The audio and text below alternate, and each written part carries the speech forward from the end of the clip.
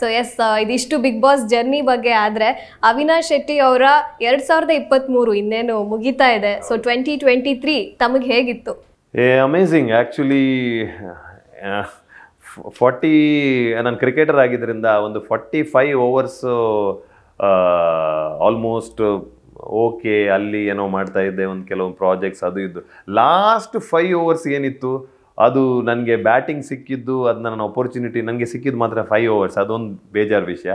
But ಆ last 5 overs ಏನು ಸಿಕ್ತು ಅದನ್ನ ನಾನು ಐ ಥಿಂಕ್ ಲೈಫಲ್ಲಿ ಮರೆಯಲಾಗದಂಥ 5 ಓವರ್ಸ್. ಅದರಲ್ಲಿ ನಾನು ಬ್ಯಾಟಿಂಗ್ ಏನು ಮಾಡಿದೆ, 6-4 ಅಥವಾ ಏನು ನನಗೆ ಅಪರ್ಚುನಿಟಿ ಸಿಕ್ತು, ಅದು ಇಡೀ ಈ 2023ನ ನನ್ನ ಸಮಪ್ ಮಾಡಿಬಿಡತ್ತೆ. ಈ ಬಿಗ್ ಬಾಸ್ ಜರ್ನಿ ಏನಿದೆ, ಈ 2023 ಏನು ಮಾಡಿದ್ದೀನಿ ಅಂತ ಕೇಳಿದ್ರೆ ನನಗೆ ಫಸ್ಟ್ ಬರೋದೇ ನಾನು ಬಿಗ್ ಬಾಸ್ ಜರ್ನಿ, ನಾನು Bigg Boss wild card contestant ಆಗಿ ಹೋದೆ ಅಂತ.